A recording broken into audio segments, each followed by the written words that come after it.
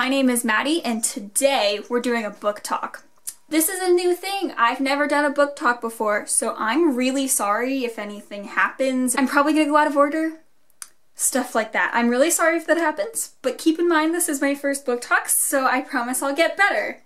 I'm just gonna jump right into it. I'll start by describing sort of what happened in the book for people who haven't read it, and then I'll start talking about it in full spoilery detail. So I just finished Every Hearted Doorway by Shannon McGuire. I think that's how you say her name. I'm not 100% sure and I'm sorry if I'm mispronouncing it. And this is probably a surprise to you guys because you guys haven't seen this, I haven't posted about it really anywhere, but I just started it the other day because I finished my read for this past week on Friday, and I didn't want to pick up a huge book before the reading rush starts because I don't want to have to just stop a book and then start it again. So I was like, oh, this is a small book, it'll work perfectly. And it's Sunday afternoon, the day before the readathon starts, and I just finished it, so it's perfect. This book is about kids who discover a door into a fantasy land, and each fantasy land is sort of made for them so that every single person feels completely comfortable in their own fantasy land. I mean, it sounds like the perfect thing to me, honestly. I don't know why any of these kids wouldn't want to go. But basically it's like their home, they fit in the best there. And this book specifically is about the kids who get sent back for multitudes of reasons. There's a bunch of different ones discussed in the book, but this book is about the ones who get sent back and don't know how to cope with it because, first of all, depending on how long they were there, their friends and family don't really know what happened to them. They just went missing. So when they come back, they're not entirely the same, and their parents and friends are like, what's going on? I don't understand. I'm so confused. Oh, why you're not the same as you were before. Even if they'd been gone for like 6 years, they still don't understand why they aren't the same as they were before. So this book was beautiful. It's short, obviously, that's why I picked it up, and I honestly think it could have been longer. I kind of wish it was. I kind of think that the plot could have gone in deeper directions, and I know obviously that there's more, so it's not like this is a standalone, but I also think that a lot of different characters could have been explored better, and I was really looking for that. I think I'm going to give this book a 4 out of 5 stars because I really enjoyed it. It had everything I was looking for, but I think it could have gone a step up in that one area, if that makes sense. That's all I have to say for people who haven't read it. So if you haven't read it, you want to leave right now, goodbye, because I'm about to spoil you. So bye, leave, bye.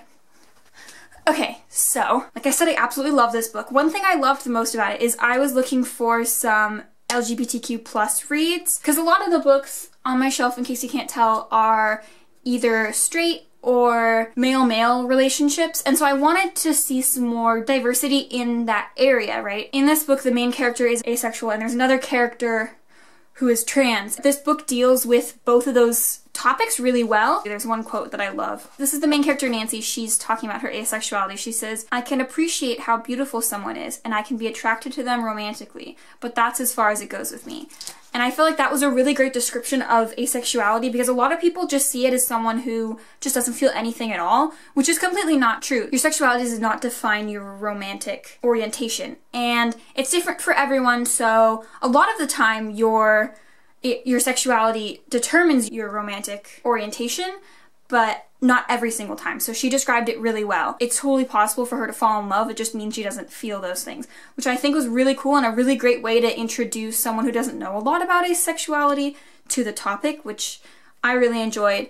And then we have another character, Cade, who is trans, and what happened was he was taken into this fantasy land as a girl. When he started transitioning from being a girl to being a boy, the Fantasyland kicked him out because all they wanted was girls. And all he wants to do is go back to that Fantasyland, but they won't accept him. A lot of the other Fantasylands, it's like the overlord or the person who sort of takes in the characters, that person will love the character and nurture them, but in his case he was thrown out because they thought he didn't belong. And then his parents threw him out because his parents missed their 7-year-old daughter from whenever she left and got him back, and they weren't ready to accept him unless he decided to stay as a her as he was when he was little.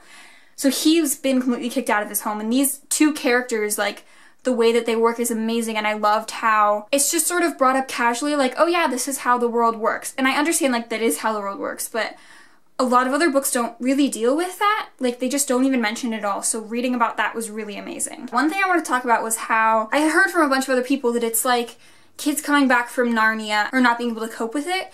And one thing, I feel like that's an interesting description because it's not really Narnia, it is a fantasy land. I think that the story tone would have been so different if it had just been like, oh, a random fantasy land, not a fantasy land that perfectly matches them, that makes them feel like they're at home. That would have been a completely different situation.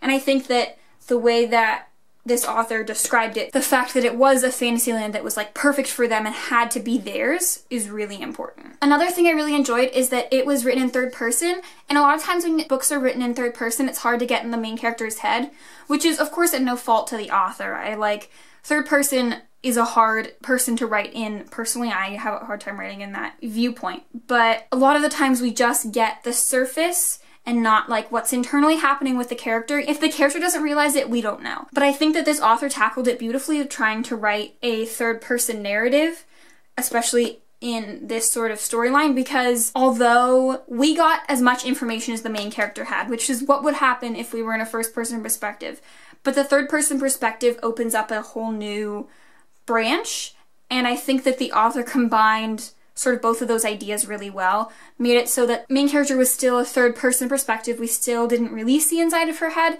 but we also got the information we needed, which I think is really important. One thing that happened to me is that I started to get really attached to the characters like as soon as the book started. I was like, okay, Nancy, you're like my everything, I love you, and then like Sumi and Cade, and then of course devastating things happen, like Sumi dying was just heartbreaking, and then I started to realize like, oh God, I can't get attached to any of these characters because we don't know what's gonna happen to them. Like, I hope that something good is happening to them and making them happy, but like, we don't know. Some of these people never got back to their fantasy land. When L'Oreal died and there was that little passage of the door had been kept in her room for 2 years and the queen of her world had kept the door there in hopes that she'd find it and return, just like broke my heart, because it's like, this is the place where she is going to be completely safe and understood, and she had the means to find it again and she didn't, and then there was no way for her to get back because she's dead now. And it was so hard to read, because I can imagine having a place like that where I feel completely understood and I feel completely at home, and then being completely wrenched away from that, and then thinking that I might have had it in my grasp but I can't now, especially since her life was taken away at such a young age. It just, like, it totally broke my heart reading it. Now we're on the subject of the characters. Like I said, I loved all of the characters, but specifically I wanted to talk about Cade and Eleanor's, like, storylines, because I talked a little bit about Cade's before, but his experience was so interesting, seeing him thrust into a world that is his perfect world and yet still doesn't love him was an interesting conundrum, because yes, it's supposed to be the world that knows them the best, but also, like, it can't accept him for what he is, and that's just like a whole nother twisted area. And it was similar with Eleanor, about how she couldn't understand her nonsense world as an older person. Like, she had such trouble with it, she couldn't go back. She's going to wait until she's, like, senile to go back. Like she said, she's been back 6 times until she was, like, 17, and then she couldn't do it anymore, and that was, like, heartbreaking to her, but it was also another case of the world couldn't accept her for what she is, not in the same way as Cade, not in the same way of couldn't accept him for who he is, but in a way of, I can't deal with this way of the world anymore. I have to try and get some logic before going back to whatever nonsense I had before, which was a really interesting look at her character development, and I really enjoyed looking at that and how she was so selfless and said, look, I have this door into nonsense, and if those of you who are afraid want to go through it, I don't mind. And I understand that it's not your perfect world, but it is mine and I want to share it with you. And that was another amazing moment where, like, even though she can save so few of the students, she puts her heart and soul into it anyway, which was such a cool thing to see. In a place where you'd think she'd be selfish, she'd be like, no, I want this all to myself, where she can be completely selfless with the characters. That was amazing. Another storyline I wanted to talk about was Jack and Jill's, because obviously, like, we know what happened with them. There was the whole thing with Jill being the murderess, and then Jack taking them back into their land, even though their land was kind of brutal to both of them. But seeing how most of their lives they'd been like that, right? Jack was the smart one. She was the one who wanted to be the scientist. She was the one who liked those things, and Jill was the pretty one who just like frolicked around and didn't really do anything of substance. Seeing how their parents had put them into the opposite boxes so young, like not even thinking, what happened is that one day Jill's hair was harder to brush because there was something in it. So they decided that Jack had to be the pretty one and Jill was the smart one. And that seemed so ridiculous to me, looking at Jack and Jill in the future, and yet they still embodied those people when they were young, right? Like Jack said, Jill would watch Doctor Who and tell everyone she could about it in her nerdy way. And I don't think either of them are entirely one or the other, obviously, as no one is, right? You can't just put everyone in a box. And I think that their Fantasyland brought out the other side because that's what they wanted. But I don't think that's entirely how it should go. I think that Jill can be the pretty and the smart one and Jack can be the same. And I think that they're too far gone now to realize that that's how life can work. And that was a little bit heartbreaking for me to realize because they are both such amazing characters and I want the best for them, obviously. When did you guys start to get... Because sometimes when I'm reading books with like a mystery in it, like I don't read a lot of like hardcore mysteries, but like for those of you who've read Lady Midnight, there was like a little bit of a mystery in that, but it was mostly like the main plot, but then there was like a mystery. Like how early did you guys guess in this book? Because it was interesting. I started to guess as soon as we saw her after L'Oreal's murder. Like, they were up in the attic conspiring, and then Jill comes up and goes, "Oh, what are you guys doing?" And right then I was like, oh shoot, she must be the murderer. I don't know why. I don't know where I got that from. But then they all started to realize it, and I was like, haha, I realized it first. Because I never realized it first. I have to let you know this. Whenever there's like a mystery, I can hardly ever guess who it is. So that was like such a triumphant moment for me because I was like, yes, I finally figured it out before they did. I mean, it was only like a scene before, but I still figured it out before. Comment down below when you figured out who the murderess was because I'm really curious as to how you guys figured it out.